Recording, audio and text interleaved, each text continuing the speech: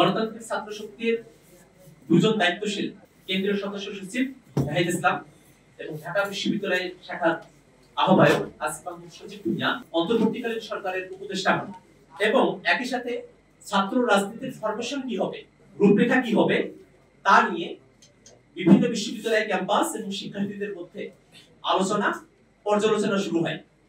এরই প্রেক্ষিতে আমরা আভ্যন্তরীণভাবে সিদ্ধান্ত নেই যে গণতান্ত্রিক ছাত্র শক্তির সকল কমিটি ভেঙে দেওয়া হবে এবং কার্যক্রম স্থগিত করা হবে।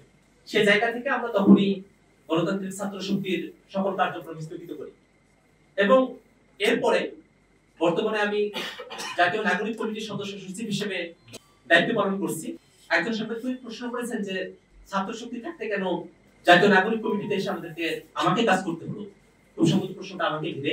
ছাত্র শক্তি ডিজলভ হয়ে গেছে, ছাত্র শক্তি স্থগিত হয়ে গেছে এবং একই সাথে আমি মনে করি যে বর্তমানে বাংলাদেশের তরুণ যুবক এবং নাগরিকদেরকে নিয়ে কাজ করার এবং তাদেরকে সাথে নিয়ে নতুন রাজনৈতিক বন্দোবস্তের জন্য কাজের একটা আগ্রহের জায়গা আমার আছে এবং আমি মনে করি যে সেই জায়গাটাতে বাংলাদেশের তরুণ যুবকরা আমাদের সঙ্গে মিলিত হবে।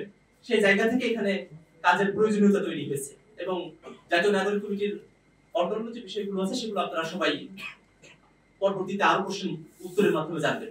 আচ্ছা, প্রশ্ন হতে পারে যে সামনের দিনে গণতান্ত্রিক ছাত্র শক্তি কিভাবে কি হবে, সেটা ক্যাম্পাসগুলোতে ছাত্র রাজনীতির ফরমেশন এবং রূপরেখা নিয়ে যে আলোচনা পর্যালোচনাগুলো চলছে সেটা যখন ঠিক হয়ে যাবে, যারা গণতান্ত্রিক ছাত্র শক্তিতে থেকে গেছেন সেসব অধি তারা এবং অন্য শিক্ষার্থীরা তারা মিলে তখন সেই সিদ্ধান্ত নেবেন।